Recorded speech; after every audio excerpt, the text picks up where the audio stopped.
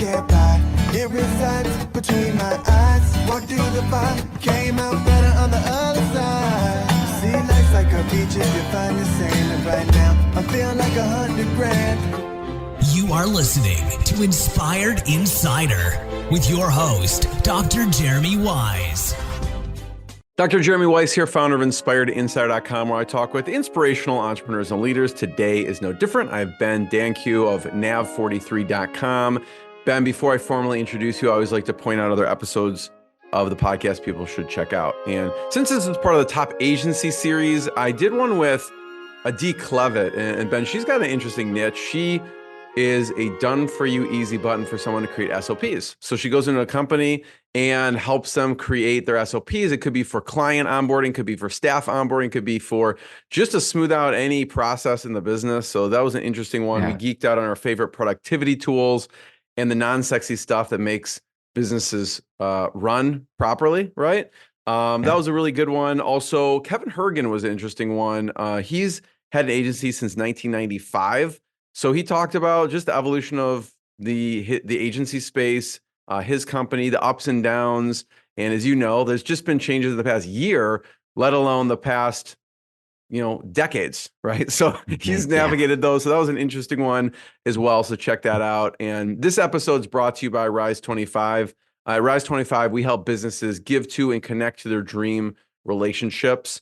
And how do we do that? We do that by helping you run your podcast. We're an easy button for a company to launch and run a podcast. We do the accountability, the strategy, and the full execution. Ben, we call ourselves the magic elves that run around in the background and make it look easy for the host so they can create great content, great relationships, and most importantly, run their business.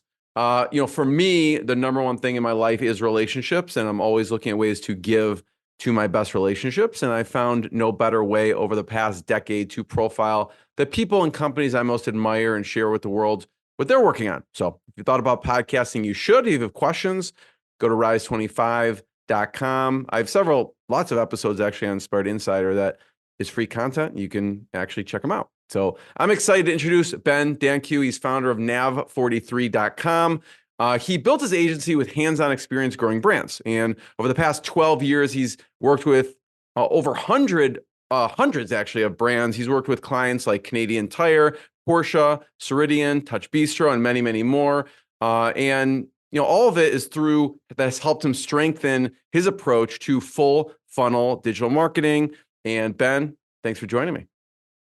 I'm happy to be here, Jeremy. Thanks for having me on.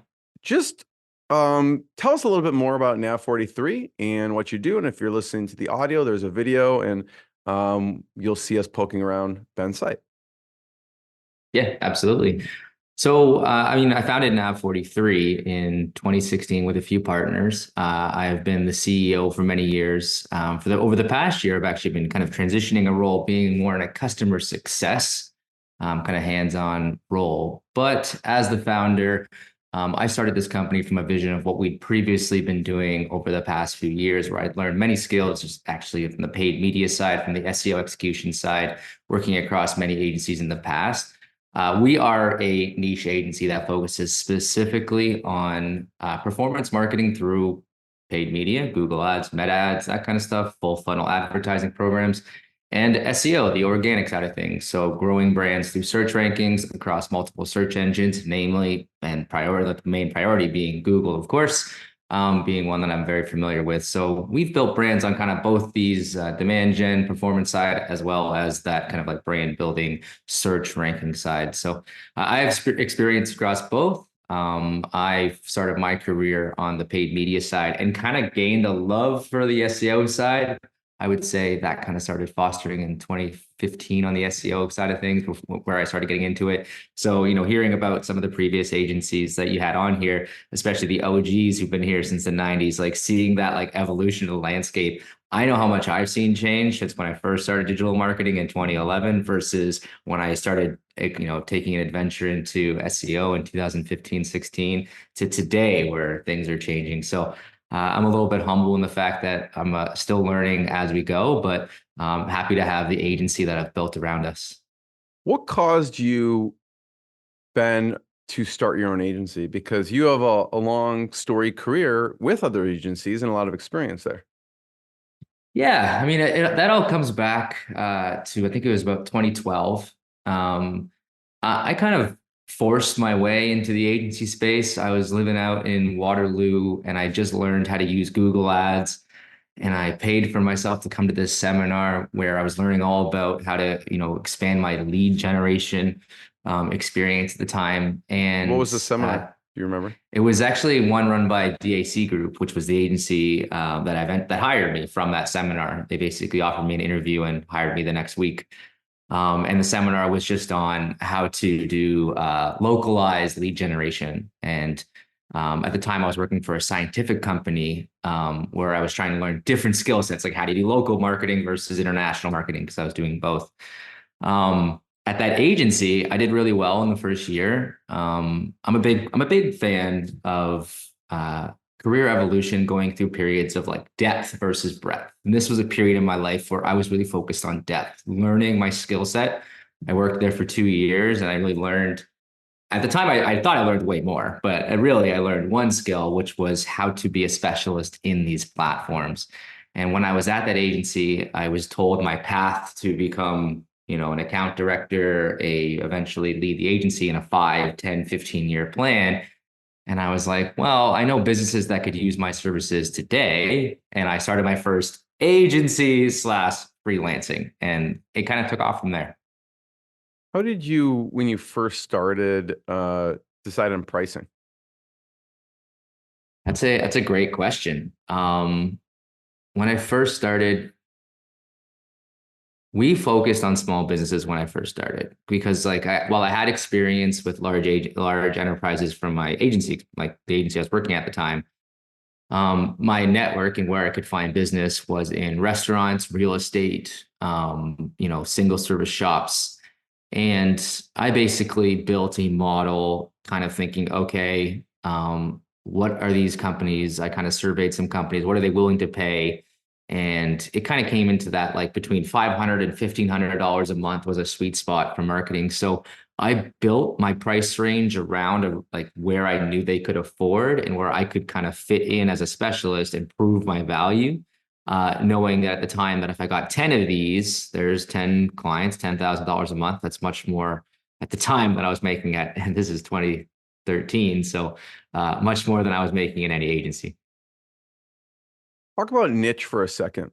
You said you started off restaurants, real estate. How did the niche change over time from who you were serving? Yeah, that's actually an interesting story. I ended up getting a lot of restaurants, and we niched into the first agency we created, myself and my partner at the time, Tyler. We built a restaurant niche agency where it was like, you know what? Google My Business, or Google actually at the time it was Google My Business, was really easy to win for anyone who was in SEO. Local lead generation was like a cheat hack. And PPC or Google Ads still in 2014, 2015 was just such a lucrative space for specific companies because your experts in those categories weren't focusing on a steakhouse in Toronto. And your steakhouses in Toronto didn't have the specialty and the experience that we had. So I think we were up to like 20 to 25 restaurants. And we niched into that. Now, we changed that tune when we realized how thin restaurant margins were, the lack of ability to scale. And for us to be too niche like that, we eventually kind of got bored of restaurants at the end of the day. Good thing you did that before COVID hit. Yeah, right, exactly. So we stopped marketing specifically towards restaurants. We decided at the time, we're like, you know what, let's niche into our services. Instead of being, the dentist SEO place or the restaurant SEO spot or insert service, we decided to say, like, you know what, let's be the best at SEO. Let's be the best at Google Ads. And those two small services, we can build an agency on. And we did. We went to conferences. We did online, we were very it was a lot of self-taught stuff at the time. Like you had Moz and you had, Search Engine Journal and all these different sources for teaching. But at the end of the day, like you learn through experience. And we gained clients and had big wins early on because we were passionate about our service and really niched into that specialty was what we decided to do. So now, what does a good client look like for you? Because then it's really interesting. You thought about it. So restaurants, but then you realize they're not scalable. Also, there's thin margins. So they don't have as much money as another company may to reinvest into their marketing? That's another great question. So we've went through some phases, and I'd say we learned on the go. We had 40 to 50,000 a month retainer clients. I've had several of those over the last few years, and I've had the restaurants as the other end of the spectrum. And really kind of where it ended up is we're too small, and I don't have the desire to run necessarily a 100-person agency, right now. I think it's something that might grow as we grow. But to build an accounts team to really go after enterprise as our main focus, like when we had our Ceridians, when we had our TouchBistros who were spending millions of dollars a year with us, that's a certain model, and it doesn't necessarily foster the passion and the drive of experience. So we decided to kind of focus in on what we call scale up brands. So you're a brand that's between, let's say, 5 to 10 million, and you're spending anywhere from 10 to 20,000 a month on your marketing. And you need someone who can drive strategy, who can guide you and actually knows the platforms in and out. At that size and that stage, there are certain frameworks that will help you grow, but there's not an exact playbook for every niche because we're not a dentist versus et cetera. Like we will take an e-commerce brand versus a B2B lead gen. So we don't necessarily rule out the type of business.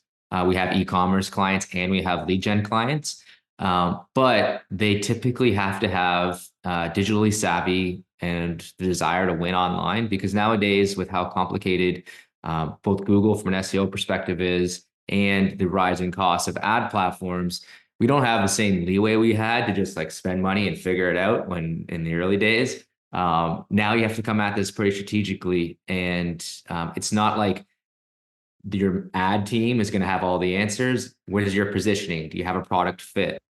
Is your marketing, are you competitive against your against your competitors?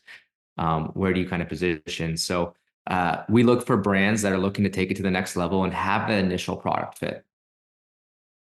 I want to talk about the change of landscape because you mentioned, obviously we talk about Kevin being since 1995, and even in the past year, there's been a lot of changes.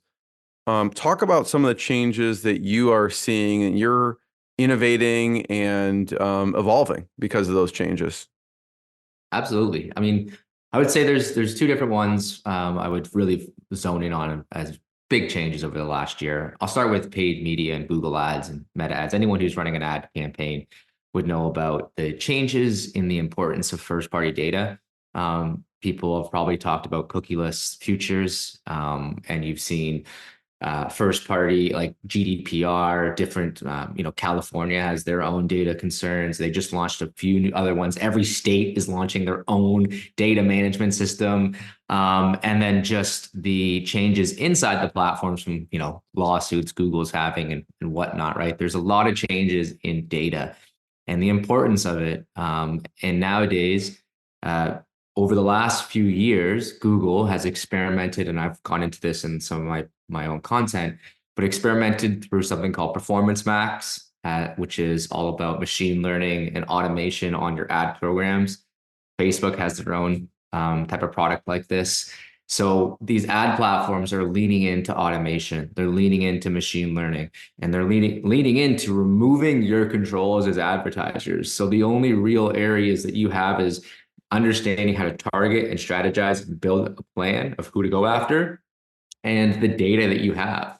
So some of our most successful things in that area have really been around building full funnel valuation programs. Like what's a qualified lead worth versus just a standard lead versus a sales qualified lead. And those milestones can map over to an ad platform as an example. So not to get too far in the weeds there, but being able to properly map the value of your customer, and that's more on the lead gen side, versus e-commerce, where you might say, how can I expand the value of my cart, or how can I upsell a secondary product to a client? If your ad costs are rising and your data availability from the platforms and your ability to change your targeting is decreasing, the only way you can really lean into that increase in return is by getting smarter with how you're leveraging your valuation, going after the right customers, right? So that change over the last year has been quite significant, and it's led us to have to learn more about CRMs, us to learn more about our Google Tag Manager implementations, our GA4, of course, migrated. So learning more about the data and then learning how to leverage it in ads. That's been a massive change on the ad ecosystem. On the SEO side of things, I mean, if you haven't heard about ChatGPT and AI content, you're not living on this planet if you're a marketer. So that has been a wild change in the space. But more importantly to that, for anyone who is making a business out of it, is the repercussions of it. So content agencies have been struggling. I know several content agency owners, and not to say they're all going to business. They have struggling in the sense of, we need to pivot and figure out how we're going to fit into this market. But that lower market, like cheap content space, that's being wiped out pretty much. But on top of that, it's like, okay, so now brands have way more accessibility to create content. So how do you stand out? And Google is really closely monitoring this by looking at, you need to have helpful content, you need to have you need to make sure that you're trustworthy. How do we know you didn't just spit this out from ChatGPT? All that stuff that, like, we used to have this playbook for how we would build amazing topical clusters and content calendars for SEO focus, but we still do. But now it's much easier to build that. So that's not the value anymore. It's more about how that fits into your client's resources, the product, and et cetera, and how you can stand out. So it's been a lot of changes around AI content and the change in how Google is reacting to AI content. So what are some things you've had to shift? You mentioned before we hit record, the helpful content update. And Yes, that's actually an official from Google, right? Yeah, this is official. So it's been a wild ride. So anyone who's in the content space, I'm part of a community called Rhodium, where it's online business owners who are typically growing some sort of online site, content business, e-commerce business. It's a great group. Gives me access to a lot of really smart content marketers, and I have a strong community in the content space. And there has just been shifts. So not only from an agency perspective, but I have NAV43, but we also launch our own brands as well. So I have a brand that focuses on morning motivation. I have a brand that does finances, investment decisions. And I know lots of different content creators in the gaming world and all these different types of niches. The whole content landscape has changed. Google has put out, I think they put out 6 algorithm updates. And an algorithm update, for anyone who's not really an SEO person or really aware, is when Google rewrites some of the rules. And it's not like when Google Meta Ads or Google Ads comes out with an update. They have to tell you because you're spending money on their platform, you're their customer, they're going to guide you a certain way. When Google, as an organic platform, puts out an algorithm update, they're typically trying to fight against something being taken advantage of.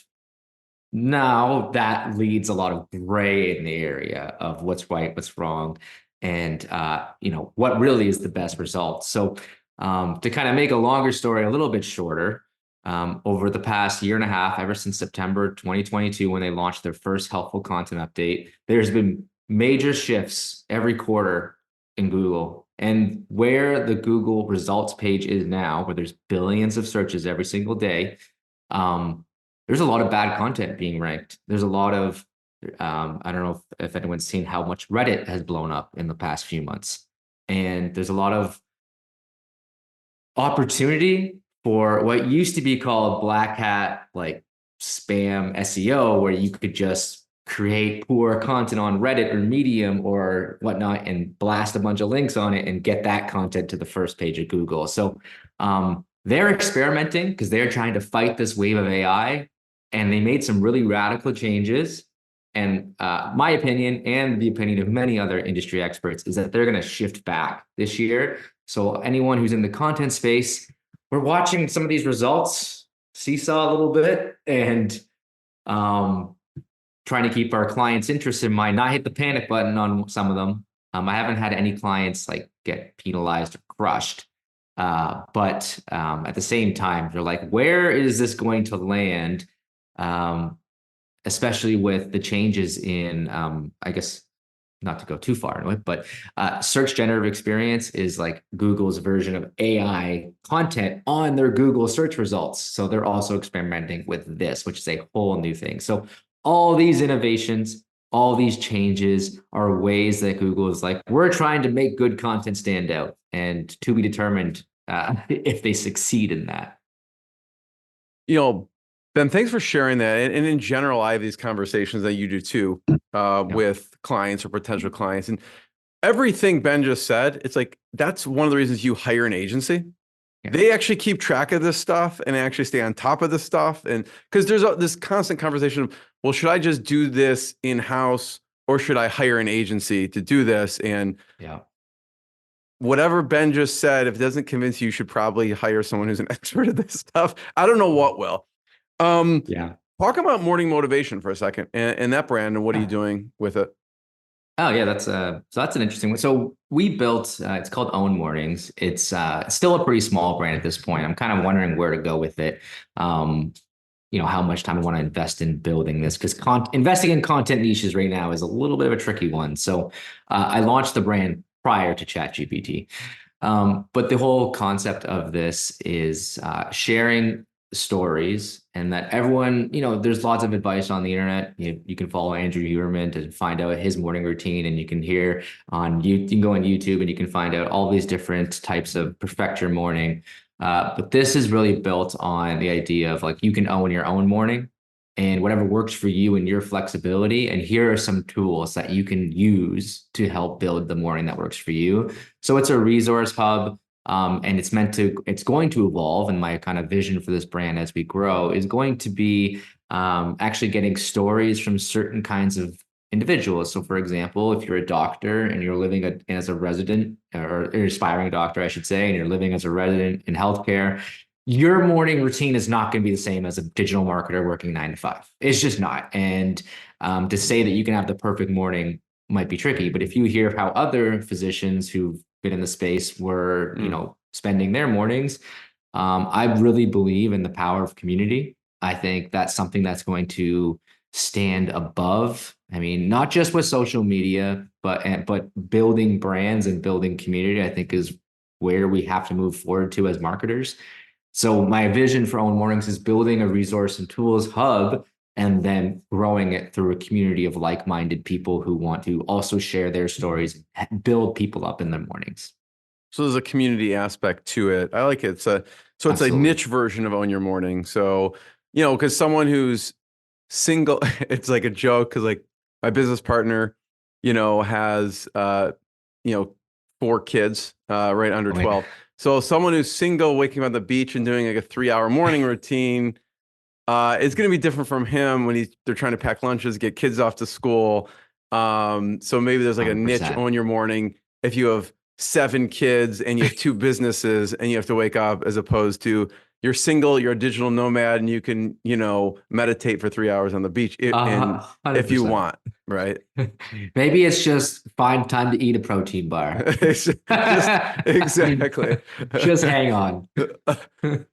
What has been a helpful tool that you have found through that brand and through the content, just for anyone, or like something that you have found that is people should think about implementing in the morning? I mean, I'm always thinking about this too, because I'm more of a night person. And so I went through a span last year. I was like, okay, I'm going to just try this morning. I'm going to try and wake up at like 5:30 and see what happens. What have you found are some, maybe 1 or 2 tools that people can think about with their morning?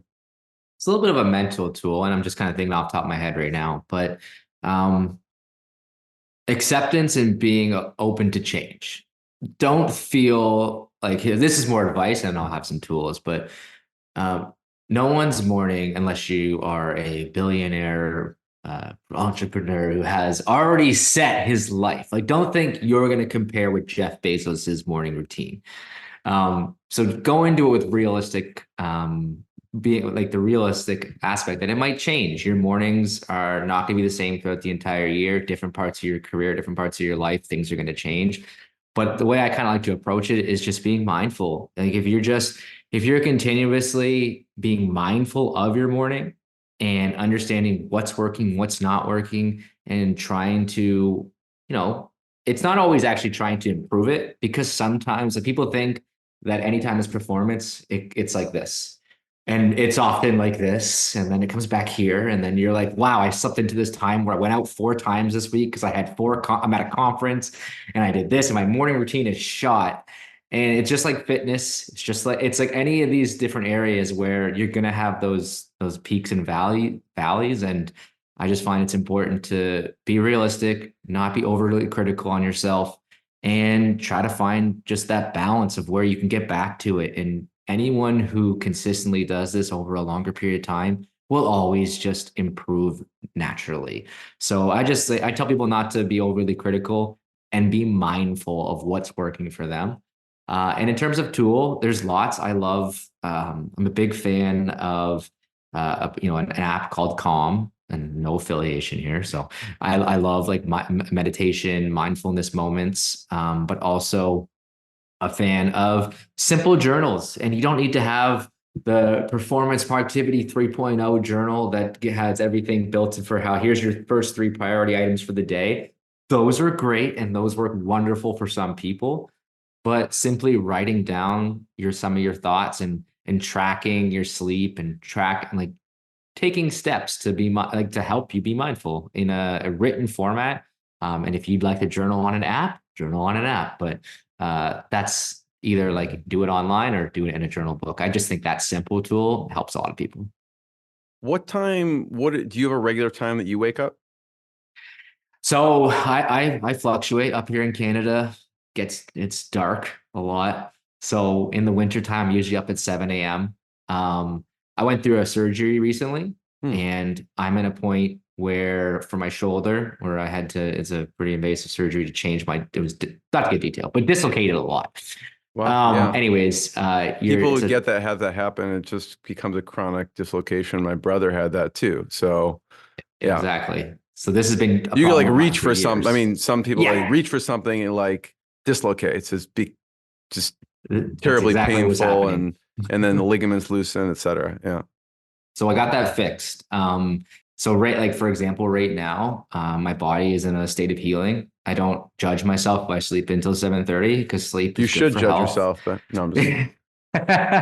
But like right now, I'm waking up anywhere from 7 to 7:30 because it's dark out and I'm bored. My typical routine is wake up around 6:15. I like to work out in the morning. I like to have at least 30 minutes to 45 minutes to take some sort of personal content, whether it's hockey, podcasting, or just literally watching some sports highlights.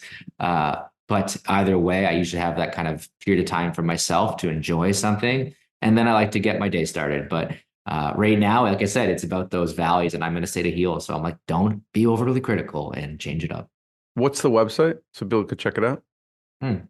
That's ownmornings.com. Ownmornings.com. Yeah. Yeah. I'm fascinated by this. I'll have to check it out, and I encourage other people to check it out. Ownmornings.com. I was talking to one agency owner, and he wakes up at 3:30.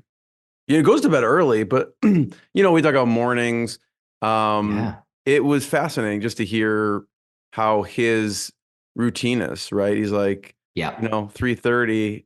To me, I'm like, wow, that's the middle of the night, and I'm sometimes going to bed at like midnight or 1 or 2. So I'd have to change things around drastically. But to hear what he gets done between 3:30 and 8 already is phenomenal. So everyone has a different routine. So I'll check it out. I encourage everyone to check it out. Talk about, Ben, a little bit about, you mentioned you're going to jump back in to more of customer success. Talk about that decision, and what does that look like for you? So we're still a small team at NAV43. There's 10 of us full time. I think we were talking a little bit before about, we went to the drawing board last year and realized that where we need to stand out as an agency in performance this year is being digital navigators, because there's so much change. We're going to be positioning our agency as that, not just launching keywords and putting out blog posts and all these things that are important for an SEO strategy tactfully, but to be the ones to navigate a brand through all these changes. And with that decision, it makes a lot of sense for me, having the most experience in the agency, to be involved from a strategic level. We are still in an area, and just like you started in the beginning of the podcast about SOP building, and we had all our SOPs built out. We had a beautiful process. We had all these different proven things that are working, and then all these changes happen. It's okay. We got to readdress this process. We got to readdress this process. We got to, hire for these new roles that are now much more important than they used to be 5 years ago. So in this state of change, I find I've always been a lead by example kind of person, and we don't have a huge accounts team. We invest pretty strongly into our strategists. They work directly with their brands, and they take accountability for the growth of their brands. So people who are really strong in one area of SEO and understand content marketing and that, they might not have as much experience in developing a relationship from an accounts perspective and understanding the overall business. So as a entrepreneur, business owner, I have a little bit more insight into how some of these other owners think. I have a little more insight into how stakeholders might evaluate marketing programs. And I try to impart some of that insight with my team, who are very bright and really good at what they do. So building that kind of relationship where they can lean into me for advice on how to approach business decisions that a brand is making, not just marketing decisions, because they typically know a lot more than me about SEO these days, let me tell you. So the rebrand that you're thinking about and going to do, whenever someone is actually listening to this, it may already be out, but is around the digital navigators. That's exactly it. My business partner, Peter, who's been with me since we've been partners since 2012. We're the two owners of NAV43. He comes from a brand background, and this is a little bit of his brainchild. I mean, it's a joint decision. We've been working on this together for over the last year, but he's the one bringing this to life, which I'm super excited about. And it is all about positioning that navigation. So it's not only going to look way better, which is awesome, because we don't love our current site. It was kind of a little bit of a, anyways, but it's going to look way better. I feel like many people say that. Yeah. Yeah. Right. Like, especially when you're looking at it all the time, you find like a little detail and you're just, but how will that manifest on the site, with the new brand, digital navigators? Well, I mean, maybe you don't know fully yet, but what would that look like? Yeah. No, it's a great question. I am not fully, I don't know yet exactly. I actually get a nice presentation next week from him, where he's going to take me through the full vision of it.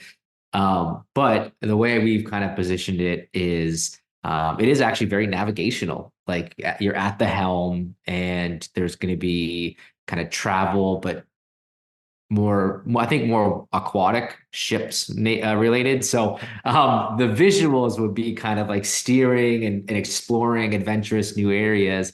But where it's going to be a lot more helpful is we got away from being too technical. Our current site really breaks down, like, it's like we're talking to another SEO. Whereas we've realized our main target market is people who are experienced digital marketers, who have a really strong grasp on growing a brand, but need someone to be technical for them. And they don't need to know all the details. Talk about Quark for a second, and what you did with them. Yes, Quark. They're a very fun brand we worked with for several years. I believe we worked with them for 4 years. And through that time, we've really evolved our entire program with them. Spending, when we first started working with them, I think not to go on, I know I don't want to share specific numbers at the moment because off the top of my head, but we at least 5x to their spend and improved their return on investment even higher than that.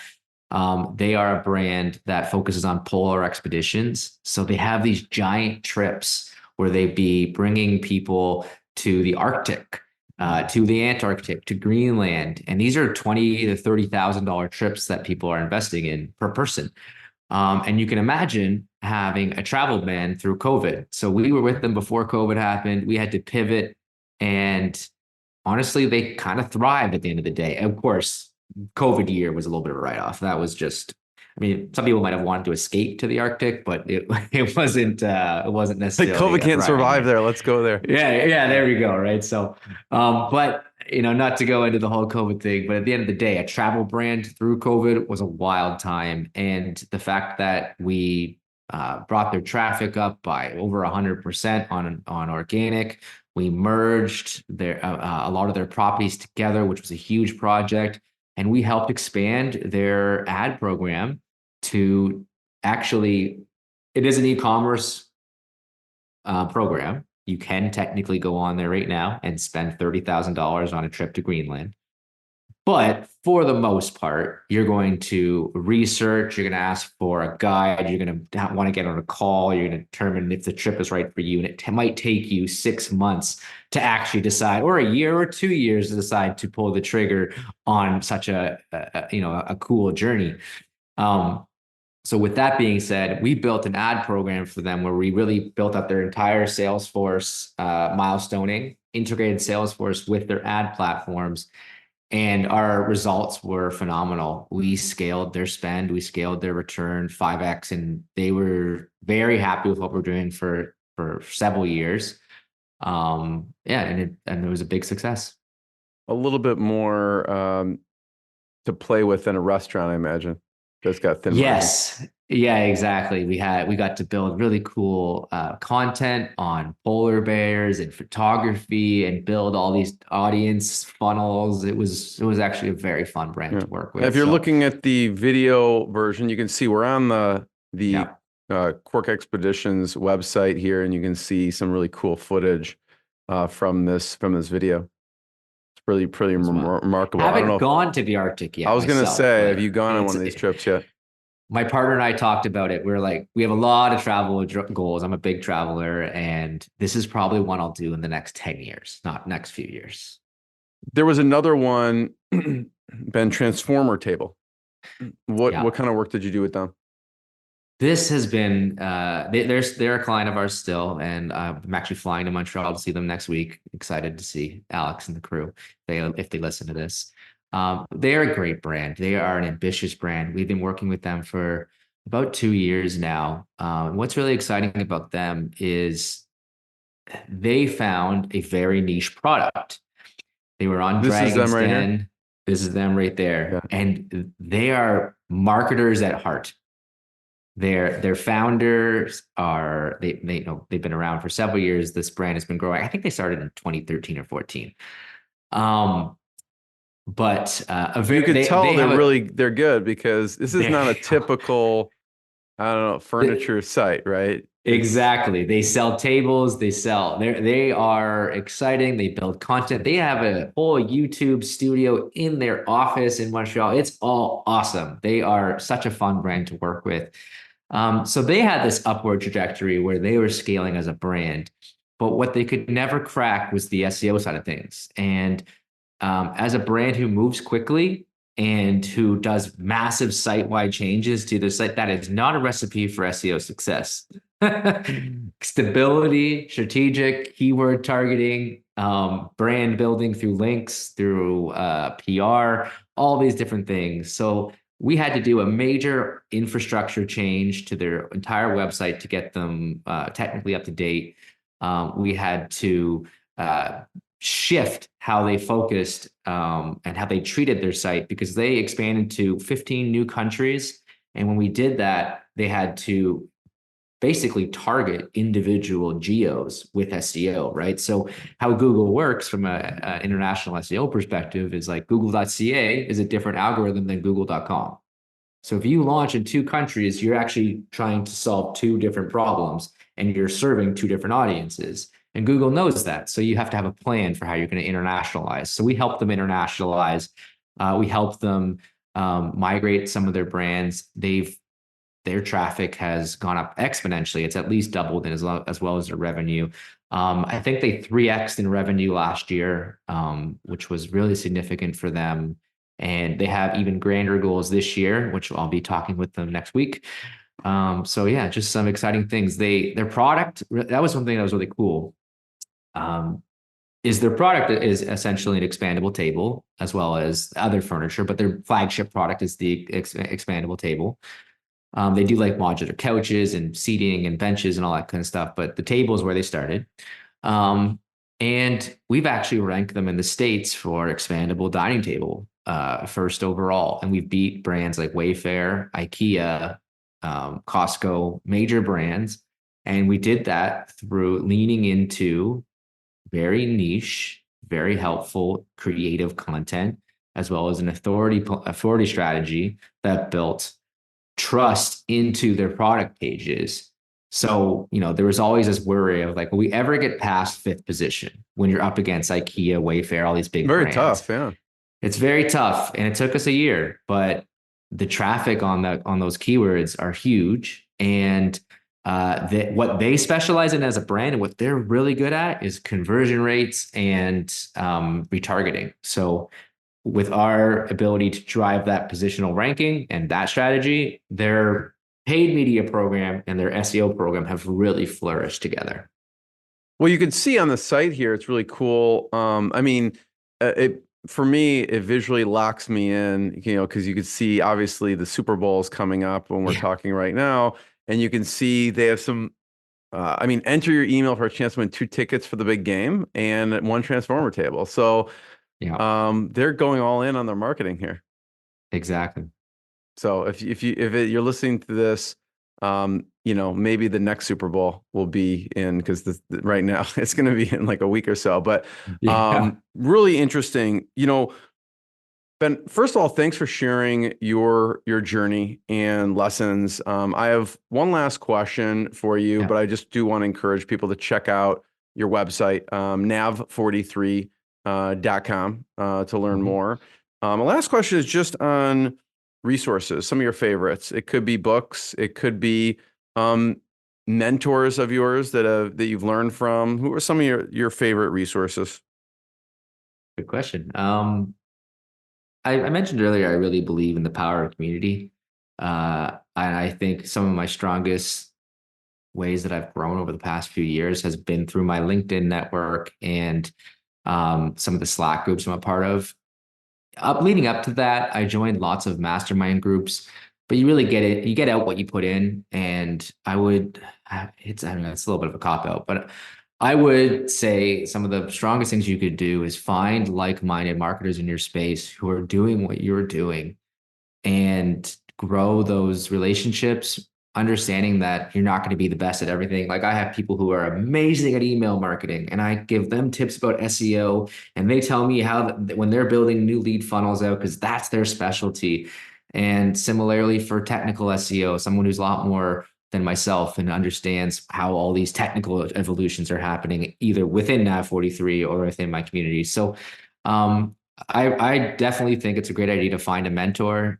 I think it's a great idea to find your community and make sure you're investing in them. I go on LinkedIn, I answer questions people ask me. I go on these Slack groups and I engage from a personal and business level. If you're going to be a business owner as an agency owner, you kind of have to be both feet in. And some people can do it. Like can be solopreneurs and have their lives completely disconnected from their business. Don't get me wrong, that's definitely a possibility. But for me, I really foster those relationships. So, and I don't check in once a month, right? Like I have these Slack groups open. I go on my LinkedIn daily or every other day or weekly at least. And I engage. So those are some of my favorite things You that have I a do favorite ongoing. Slack group? I do love, there's 2. There's one I'm in Toronto. It's just called, actually, I think it's a private group if I'm being honest. So it's just called Digital Marketing Toronto. And there's another one called Rhodium Weekend, which is a phenomenal business group where I have a lot more wider spread opinions online. Those are two of my favorites. And then is Chris Yates? Chris Yates Yes. started it. Chris Yates, yeah. Is he? I don't know if he's still involved. Yeah, he still runs it. He cool. actually just rebranded it. I've had the pleasure of meeting Chris and really enjoy him. He's very smart and yeah, amazing Chris is person to awesome. know. So yeah, definitely check out Rhodium for people out there. Sure. Ben, I want to be the first one to thank you. Everyone, check out more episodes of the podcast. Check out nav43.com, and we'll see everyone next time. Thanks, Ben. What I got, you can't buy. It resides between my eyes. Walked through the fire, came out better on the other side. See, life's like a beach if you find the sailing right now. I'm feeling like 100 grand.